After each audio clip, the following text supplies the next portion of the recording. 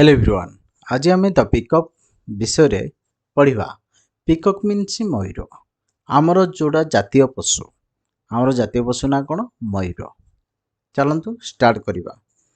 Pickup is a national bird of India. It is the most bird in the world. It is remarkable for its long attractive tail. It has a crown on its head. Its whole body shines elegantly.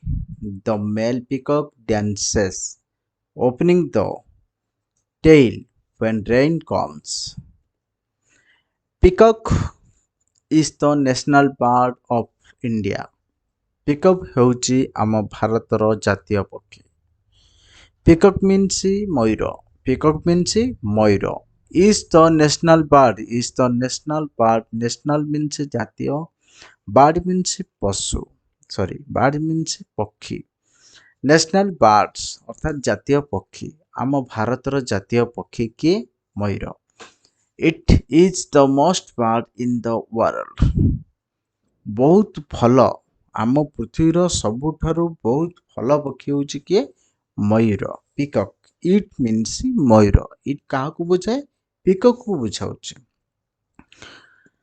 ଏଠି ଆମେ କାହିଁକି ବାରମ୍ବାର ବ୍ୟବହାର କରାଯାଇଛି? ଅର୍ଥାତ୍ peacock ବଦଳରେ ଆମେ ବାରମ୍ବାର ଇଟ୍ ମଧ୍ୟ ବ୍ୟବହାର କରିପାରିବା। ଏଠି ପିକକ୍ ମଧ୍ୟ ଲେଖିଲେ ମଧ୍ୟ ହେବ। ଏଠି ଆମେ ପଢ଼ିପାରିବା peacock is remarkable for its long attractive tail. ଏମିତି ପଢ଼ିଲେ ହେବ। ଏମିତି ମଧ୍ୟ ପଢ଼ିଲେ ହେବ। It is remarkable for its long attractive tail. ଅର୍ଥାତ୍ ଏହାର ମୟୂର ଗୋଟିଏ ପ୍ରସିଦ୍ଧ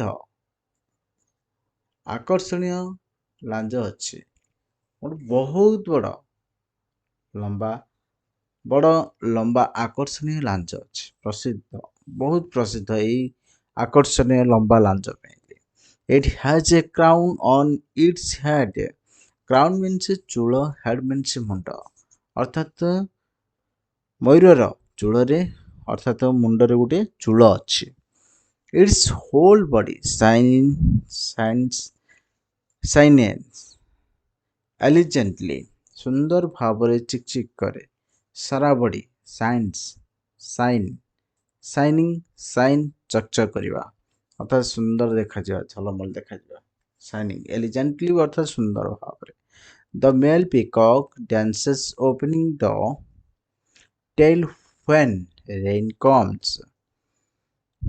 Male peacock ଅର୍ଥାତ୍ ପୁରୁଷ ମୟୂର dances ନାଚିବା, opening ଅର୍ଥାତ୍ ଖୋଲିବା। ଅର୍ଥାତ୍ କେଉଁ ସମୟରେ? ବର୍ଷା ଆସିବା ସମୟରେ ଲାଞ୍ଜ ଖୋଲିକିରି ବା ପରଜାକୁ ବିଞ୍ଚେଇକିରି ନାଚିବାରେ ଲାଗନ୍ତି। At that time it looks marvelous. They eat snakes, worms. They love peaceful atmosphere. Eat the past king kept peacock in their garden. Now they are protected is zoos. At the time it look marvelous. ଅର୍ଥାତ୍ ଯେଉଁ ସମୟ ବର୍ଷା ଆସିବା ସମୟ, ଯେଉଁ ସମୟରେ ସେ ଲାଞ୍ଜ ପୁରା ଖୋଲିକିରି ଡ୍ୟାନ୍ସ କରନ୍ତି, ସେହି ସମୟରେ ବହୁତ ସୁନ୍ଦର ଦେଖାଯାଆନ୍ତି।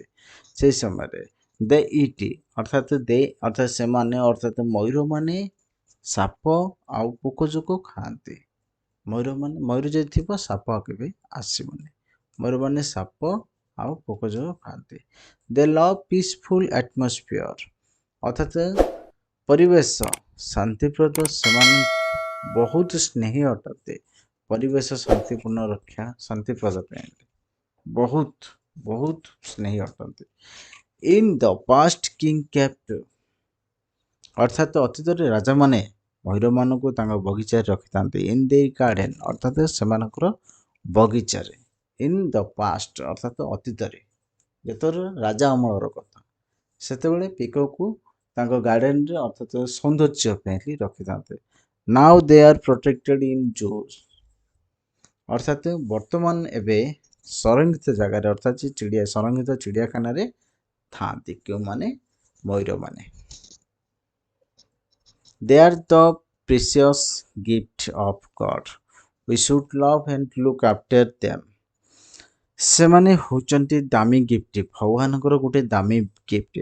ତାଙ୍କୁ ଯେତେ ଅର୍ଥାତ୍ ସୁନ୍ଦର ତୃପ୍ତିର ଅବସାନରେ ଯେତେ ଦେଖୁଥିଲେ ସୁନ୍ଦର ଦିଶେ ଯେଉଁ କହୁନାହାନ୍ତି ସେମିତି ଟାଇପ୍ର। ପ୍ରିସିୟସ୍ ଅର୍ଥାତ୍ ଦାମୀ, ଗିଫ୍ଟ ଅର୍ଥାତ୍ ଉପହାର, ଭଗବାନଙ୍କର ଇଏ ଗୋଟେ ଦାମୀ ଉପହାର। ସେମାନେ ହେଉଛନ୍ତି we should love and look after them.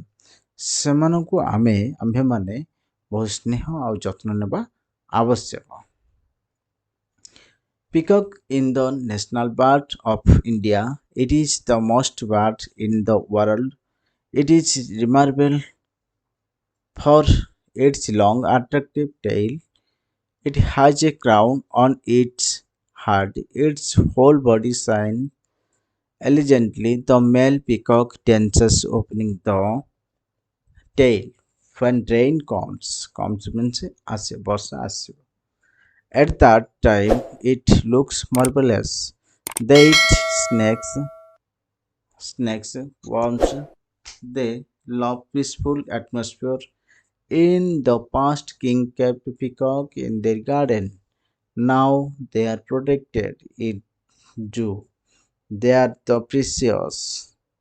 Precious means the gift of God. We should love and look after them. Thanks for watching this video. Please like subscribe ସେ କିପ୍ ପ୍ରାକ୍ଟିସିଂ। ଏମିତି ଷ୍ଟୋରି ମାଧ୍ୟମରେ ଶିକ୍ଷା କରିବାକୁ ଯଦି English ଶିକ୍ଷା କରିବାକୁ ଚାହୁଁଛନ୍ତି ତାହେଲେ ଆମ ଚ୍ୟାନେଲ୍ ସବସ୍କ୍ରାଇବ୍ କରନ୍ତୁ, ଲାଇକ୍ କରନ୍ତୁ, ସେୟାର କରନ୍ତୁ। ଧନ୍ୟବାଦ, ନମସ୍କାର।